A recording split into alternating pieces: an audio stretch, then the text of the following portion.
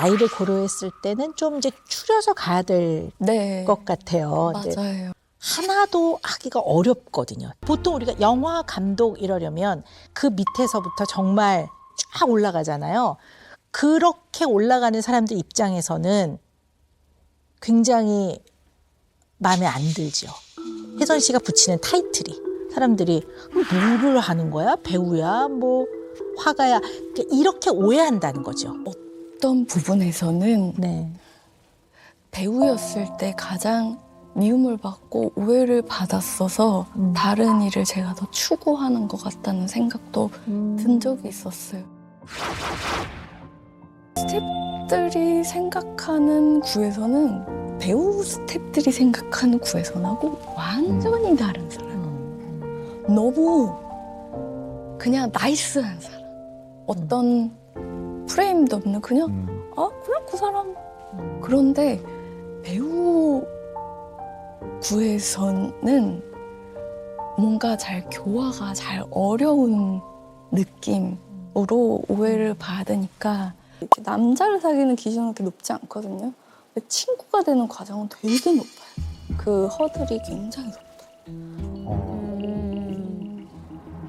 그래, 그럴 수 있겠다. 어떤 고통스러운 일을 만약에 당해서 나 이런 일 있었어 얘기하면은 너의 비밀이 퍼져나갔을 때 좋지 않은 것 같으니까 나 못 들은 걸로 할게 까지 가는 친구들이 친구예요. 그냥 너 이름 알고 내 이름 안다 해서 친구가 될 수는 없는 거죠. 네. 저는 윤지는 기억할지 모르겠는데 저는 윤지를 많이 기억하고 있어요. 윤지 어렸을 때. 나 어렸을 때. 나 윤지 젊었을 때. 젊었을 때. 저희가 아주 신인 때 광고 오디션을 본 적이 있었어요. 둘이 같이. 어머머. 그래서 제가 마지막 광고주님과 우리가 한 이야기를 기억하고 있어요. 뭐라고? 저희 그 마지막 그 오디션장에서 저는 사실 말 주변이 너무 없어서 광고주분한테 할 말이 없는데 윤지가 넥타이가 너무 잘 어울리세요라고 너무 잘했네. 근데 제가 정말 드라마 같이 할 때도 저한테 다 가르쳐 줬어요. 네, 이렇게 선배분들한테 어떻게 대해야 되는지 항상 일찍 와서 선생님들 물을 먼저 이렇게 따서 있고 저는 사실 이렇게 잘 모르니까 구경만 하고 있잖아요. 윤지가 이렇게 따뜻하게 와서 같이 하자 해서 저한테 가르쳐 줬어요. 멋진데. 엄청 멋있는 친구예요. 네. 다수보다는 이제 1대1의 관계를 훨씬 편안해 하시는 것 같아요. 네. 근데 요즘에 이런 분들이 꽤 많으세요. 생각보다. 네. 여러 사람이 모이다 보면 아무래도 이제 여러 사람의 관심이 있는 이야기들을 나눠야 되니까 또 내 이야기만 할 수는 없는 거니까. 개인의 어떤 관계, 인간 관계에 있어서는 되게 가벼운 문제를 저 혼자 깊이 가지고 갈 때도 있거든요. 그 사람보다 더 깊이 그 친구의 어려움을 깊이 고민하고 깊이 가지고 있었는데 저 친구가 5분 뒤에 딱 봤는데 너무 편안하게 있는 거예요. 그러니까 막 어렵고 불편하고 이렇게 있었는데 상대가 이제 너무 편하니까 이제 집에 오면 또 내가 문제였어. 내가 문제야. 뭐가 문제라고 생각하세요? 제가 너무 진지했어. 나 또 진지했다. 하차. 그럼. 그게요. 네. 혜선 씨는 네. 제가 이렇게 얘기를 나눠보니까요. 네. 그러니까 정서의 깊이가 네. 깊은 사람이에요. 가벼운 사람은 아니에요. 생각도 깊은 사람인데요. 혜선 씨의 위치를 잘 알고 계셔야 될 것 같아요. 그러니까 무슨 얘기냐 하면 혜선 씨의 포지션은 친구잖아요. 그 친구의 친구로 만난 거기 때문에 굉장히 깊은 고민도 친구를 만났을 때는 그냥 소통이 되는 마음이 통하는 사람한테 그냥 얘기를 하는 걸로 내가 좀 이렇게 힘들었어라는 거를 이야기하는 소통과 네. 본인의 이야기를 하는 것이 환기의 효과가 있어요. 환기가 되거든요. 네. 그 정도를 바라는 거예요. 근데 이제 혜선 씨는 누군가 고민을 얘기하면 본인이 그렇죠. 솔루션을 주거나 그래야 된다고 생각하는데 혜선 씨가 그 일을 하는 위치에 있는 사람은 아니거든요. 그 일을 하는 위치에 있는 사람은 아니거든요. 그러니까 언제나 내가 어떤 위치에 있지를 잘 아셔야 될 것 같아요. 네.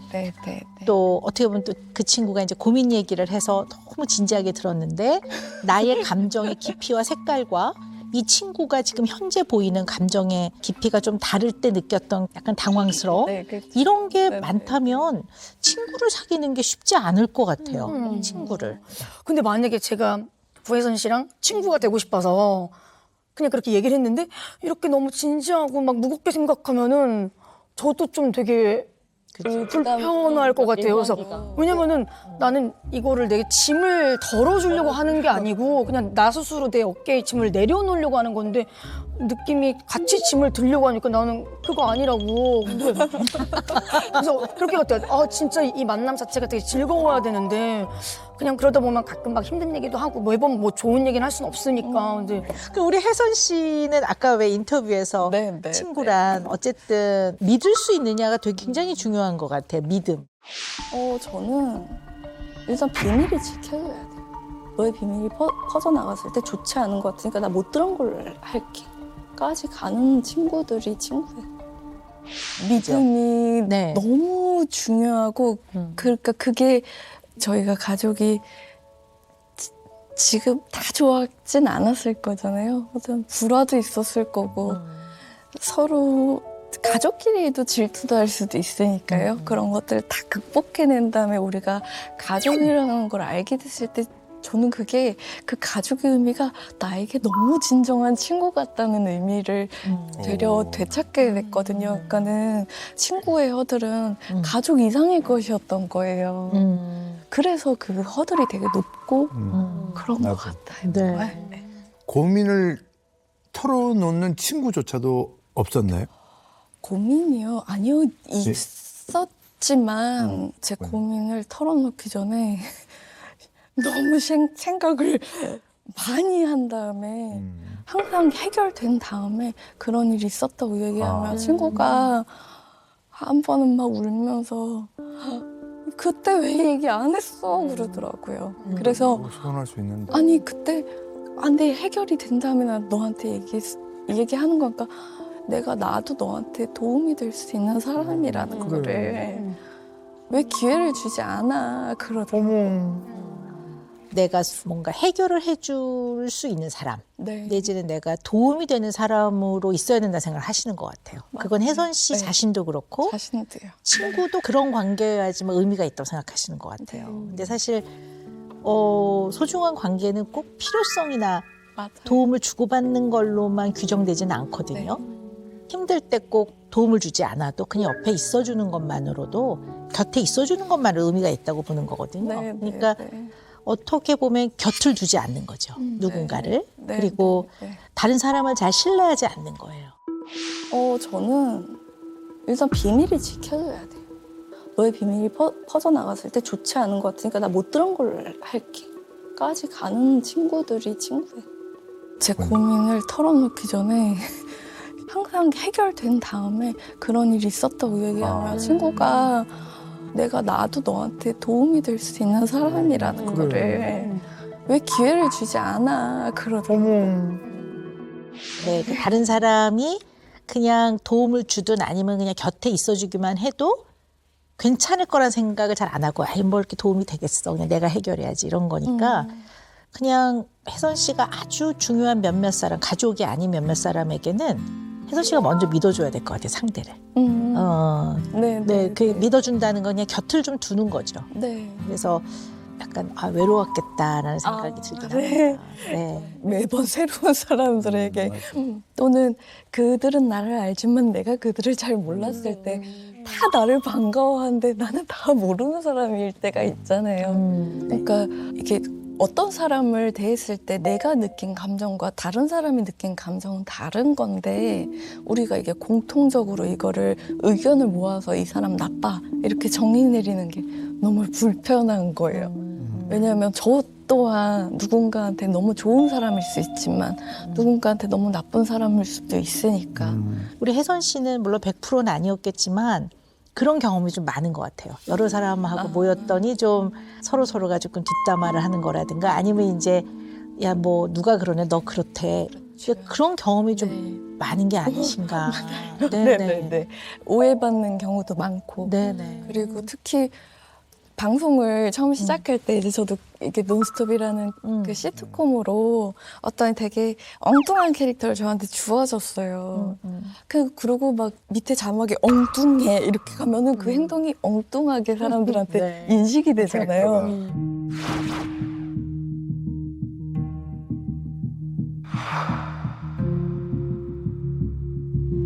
사람들이 너무 즐거워하고 재미있지만 그게 내 생활의 전부가 아니잖아요. 그렇지.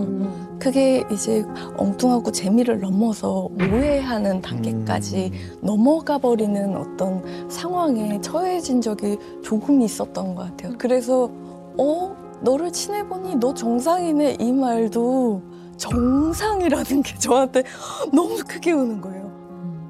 그러면 비정상이었다는 거야? 그렇게 오해했구나. 그랬구나. 이런 것을 계속 끊임없이 확인하다 보니까 이제 사귀는 기간과 시간과 이제 그 허들이 되게 높아지는 겁니다. 우리 혜선 씨의 억울함, 혜선 씨한테 씌워져 있는 많은 프레임들, 네. 네, 그런 것들 중에 뭐가 제일 억울하고 제일 속상하고 그러셨는지 한번 들어봅시다.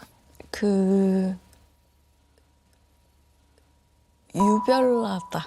아, 유별나다. 네. 네. 왜 아침에 청담동에 가서 샵에 안 간다며? 그거예요. 저는 거의 집이 경기권일 때가 많았거든요. 그래서 바로 그러니까 이렇게 용인이 촬영장이면 제가 용인에서 살 땐 바로 촬영장으로 가면 되는데 청담동까지 갔다가 들렸다가. 용인에 가는 거는 저한테는 굉장히 시간과 우리가 잠도 부족하고 또 매니저도 운전도 오래 해야 되는데 우리가 같이 효율을 맞춰 나가려면 내가 이 정도는 내가 혼자 할 수 있는 거. 네. 내가 흔들리는 차에서 빨리 발라서 빨리 다음 씬을 찍으러 가는 게 우리가 조금 더 휴식을 보장받을 수 있고 하는 방향으로 이렇게 해서 우리 팀은 이해를 해요. 저랑 가까우니까. 그러나 조금 건넌 사람은 유별나대. 너가 그런 행동하는 거 유별나. 일단은 우리 혜선 씨는 잘못한 게 1도 없어요. 그 상황에서는. 자, 그런데 두 가지는 생각을 해봐야 될 것 같아요. 첫 번째 뭐가 지금 딱 걸리냐 하면 혜선 씨가 내가 메이크업을 청담동 가서 안 받는 이유는요. 내가 귀찮아서 그래요. 이러면 아무 문제가 안 됐을 거예요. 그러니까 내가 귀찮아서 저는요 조금 더 게을러가지고요. 조금 나는 1시간이라 더 잘래요. 이러면 아무 문제가 안 되는데 같이 일하는 밑에서 서포트를 해주는 직원분들을 굉장히 많이 고려하신 거예요. 그거는 너무 좋은데 그걸 앞에 내세우면 그렇게 안 하는 사람은 네. 그 서포트 해주시는 분들을 고려하지 않는 사람처럼 돼버리거든요. 그렇게 오해할 수 그렇죠. 오해할 수 있죠. 네네. 그러니까 그렇게 안 하는 사람들은 반대 입장에 서게 돼요. 그러면 우리는 뭐야? 이렇게 되는 거예요. 그럼 우리는 맞아요. 나를 서포트해주는 같이 일하는 직원들을 우린 고려 안 하는 사람이란 얘기야? 네. 뭐 이렇게 되는 거죠. 네. 본의 아니었지만 그런 미묘한 그럴 수 있어요. 네, 불편함이 있었을 수 있겠다. 네. 두 번째는 어떤 상황에서 우리가 뭘 결정을 할 때는 무엇이 더 중요하냐를 생각해요. 네. 그러면 저는 뭐 나이도 있고 키도 가려야 되고 제가 화장을 한 거랑 메이크업 갔다 온 거랑 차이가 제가 봐도 많이 나요. 제가 봐도 많이 나기 때문에 저는 그래서 2시간을 덜 자는 거, 그다음에 거리상 멀어도 돌아가는 게 메이크업을 받는 게 더 중요하다고 보는 거예요. 네. 어떤 상황에서 메이크업을 받는 게 더 중요한데 혜선 씨는 이거보다는 그냥 다른 게 더 중요하다고 생각하시잖아요. 네. 그 밑면에는 내 얼굴에 워낙 나는 피부나 얼굴에 자신이 있으니까 뭐 내가 좀 해도 돼 라는 거를 깔고 있다라고 다른 사람이 받아들이는 거예요. 그러니까 전혀 그렇게 표현 안 했는데 참 잘났네 이렇게 받아들이는 사람이 일부 있을 거예요. 네. 그래서 항상 그러니까는 그런 것을 전제로 가져갈 하니까 설명이 제가 긴 거예요. 그러니까 그렇게 물어보시면 제가 제 정보를 과하게 많이 설명드리는 거예요. 제가 집이 용인에 있어서요. 왜냐하면 반려동물을 키우기 때문에 이런 설명을 굳이 하지 않아도 되는 설명을 많이 하고 있어요. 네네. 물론 되게 속상하고 또 오해를 받으니까 설명이 필요한 것도 맞긴 맞아요. 근데 그때 이제 설명을 할 때 내가 왜 이렇게 하며 내가 무슨 생각을 하고 있고 왜 이렇게 할 수밖에 없어 얘기를 하시잖아요. 그건 어떻게 보면 혜선 씨의 가치관과 그다음에 삶의 철학과 왜 이런 기준으로 살아가고 있는지를 설명하는 거거든요. 맞아요. 네. 그거를 쫙 얘기를 하면 어떤 경우는 가르치러 드네 이렇게 받아들여진단 말이에요. 그러니까 그런 나의 삶의 기준과 가치관을 말해야 되는 자리가 있고요. 오늘 이 자리는 그런 얘기 하는 자리잖아요. 네. 근데 어떤 자리는 그 이야기를 하는 게 적절하지 않은 자리도 있어요. 근데 오해를 받으니까 그걸 풀려고 혜선 씨가 쭉 설명하는 그 설명 내용은 대부분 혜선 씨의 삶의 기준과 가치관과 철학이에요. 네.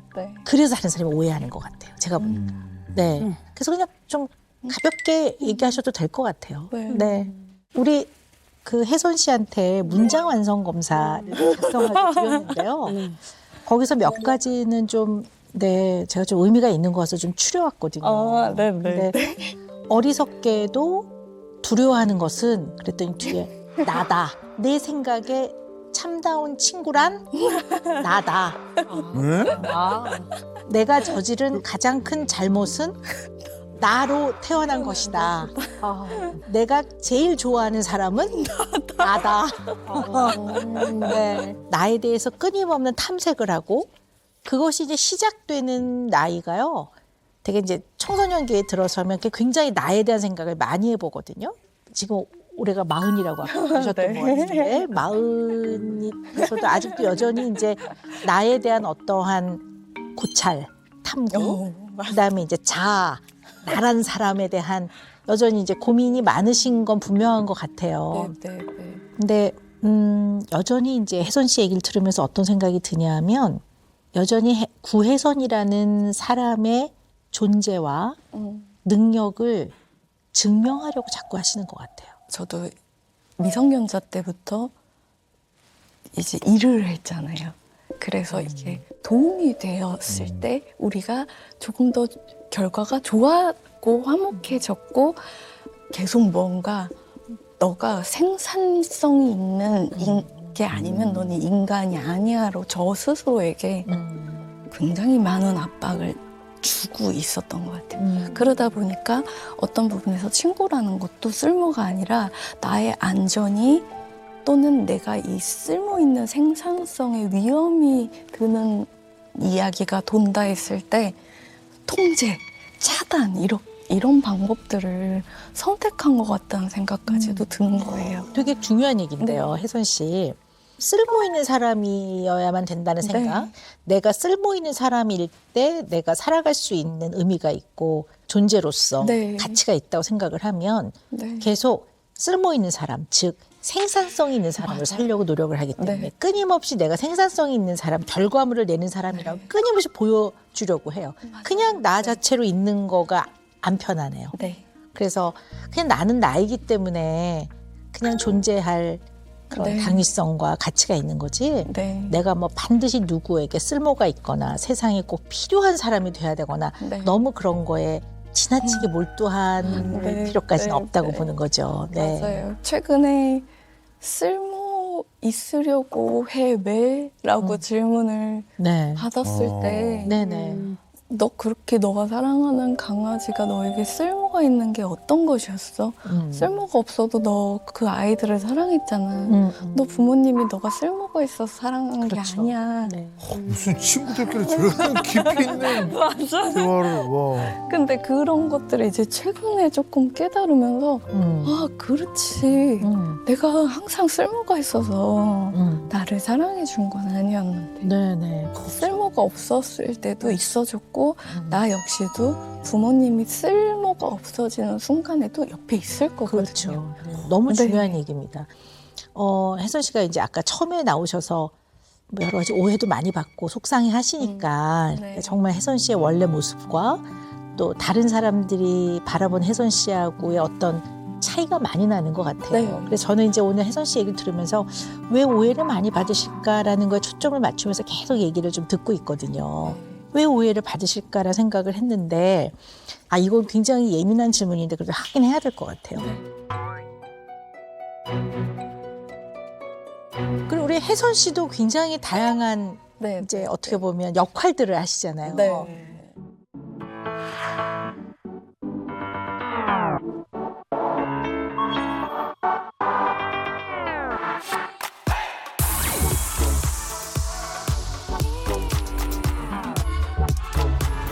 그림, 글, 사진, 노래, 작가, 사진, 뭐 영화 영화, 그죠? 뭐, 예. 네. 꼭 여쭤보고 싶었어요.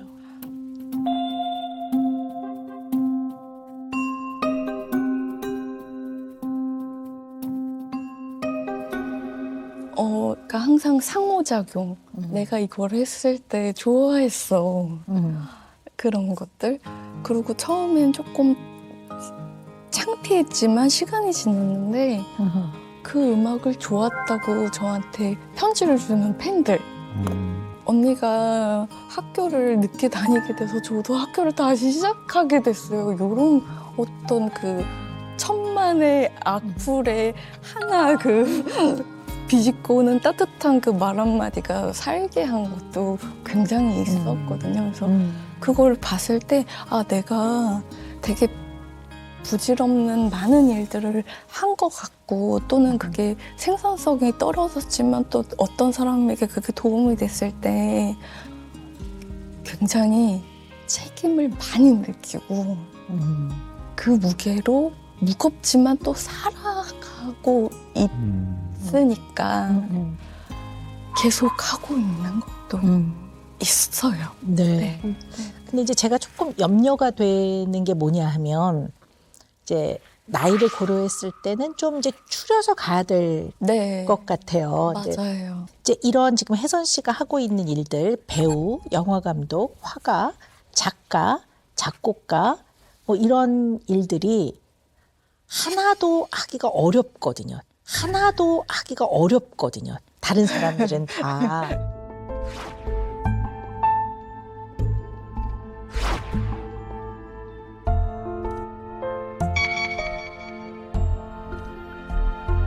근데 보통 우리가 영화 감독 이러려면 그 밑에서부터 정말 쫙 올라가잖아요. 그렇게 올라가는 사람들 입장에서는 굉장히 마음에 안 들죠. 혜선 씨가 붙이는 타이틀이 사람들이 뭐를 하는 거야? 배우야? 뭐 화가야? 이렇게 오해한다는 거죠. 근데 그 타이틀이 하나도 되게 어려운 거를 여러 개 갖고 계신단 말이에요. 어떤 부분에서는 네. 배우였을 때 가장 미움을 받고 오해를 받았어서 다른 일을 제가 더 추구하는 것 같다는 생각도 든 적이 있었어요.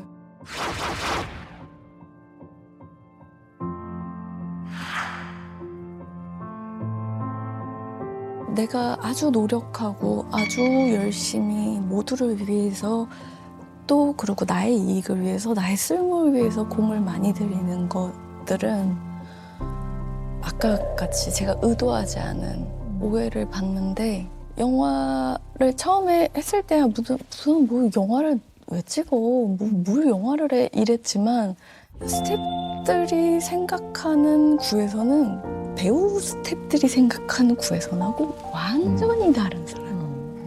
너무 그냥 나이스한 사람. 어떤 프레임도 없는 그냥 그냥 그 사람. 그런데 배우 구에서는 뭔가 잘 교화가 잘 어려운 느낌으로 오해를 받으니까 네. 우리 혜선 씨는 정말 쓸모 있는 사람, 도움이 되는 사람, 뭔가 생산적인 사람이 되는 게 본인의 나로서 가장 나다운 일이야라고 생각하시는 것 같아요. 네. 그렇게 해야지만 나답다고 느끼는 거예요. 네. 그래서 내가 얼마나 쓸모 있는 사람이라는 네. 거를 끊임없이 증명하려 들고 네. 끊임없이 내가 얼마나 노력하는 사람이라는 거를 증명하려 든단 말이에요. 근데 그걸 왜 증명하려 드냐? 그냥 본인이 노력했으면 되는 거지.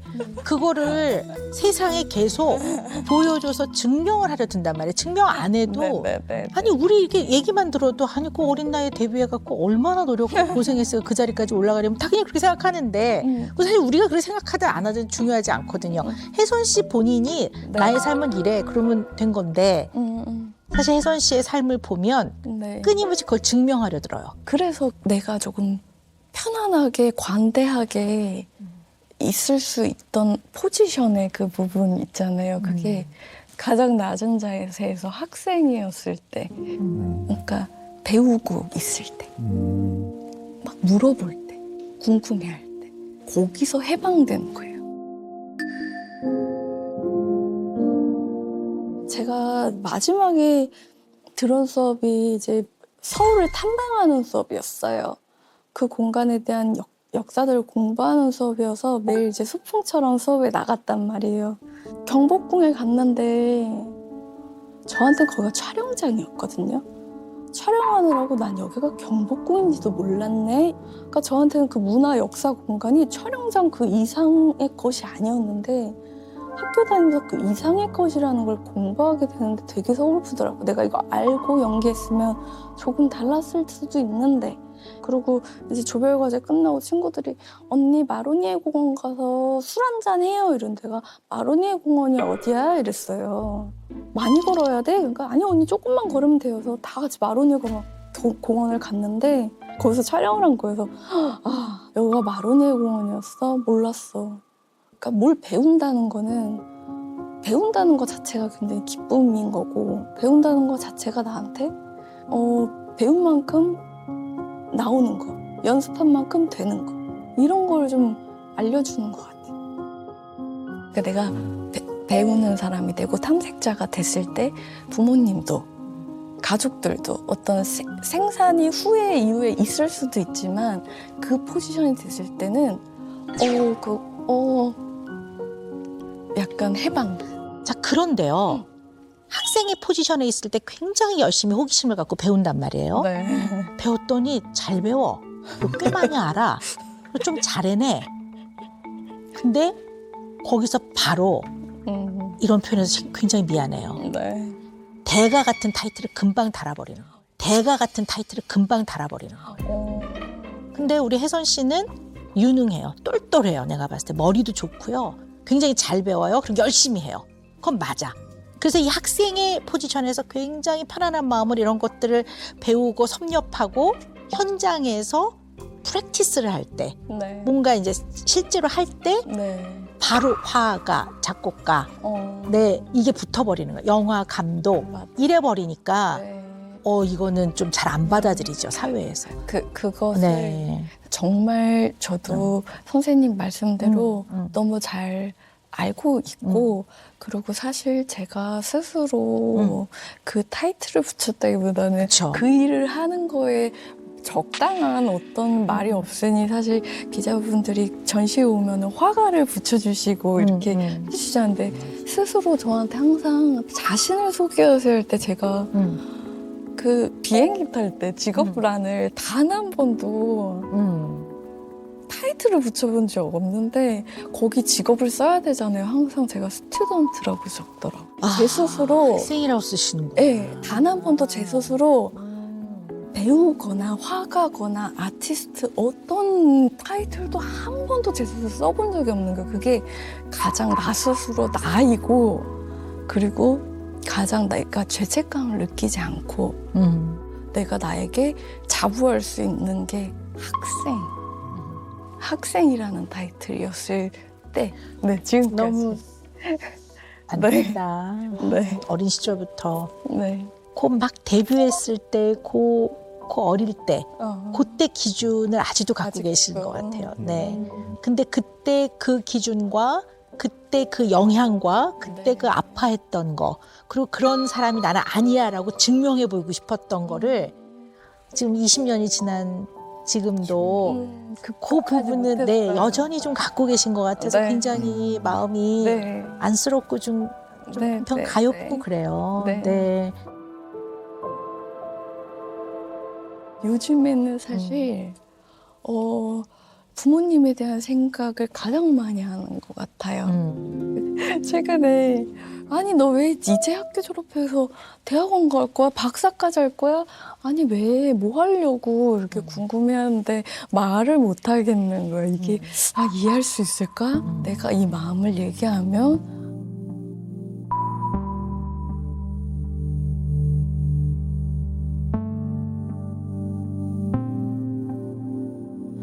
나 그냥 엄마한테 보여주고 싶었어. 이런 이거 그거 그러시군요. 선물 주고 싶었어. 아, 네네. 네. 너무 지금 이 진정성이 확 와닿았어요. 네. 그냥 대학 졸업장 엄마한테 선물해드리고 싶었어요. 너무 와닿아요. 우리 혜선 씨가 제가 그래도 어머니 살아생전에 학사모 딸 쓴 거 네. 열심히 해서 좋은 성적으로 대학 졸업하는 거 한번 선물해드리고 싶었어요. 확 와닿습니다.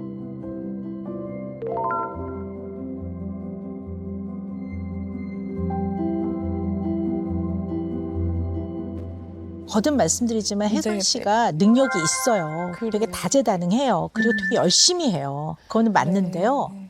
혜선 씨가 내가 이 일을 했을 때 가장 네. 가치 있고 마음이 편했어.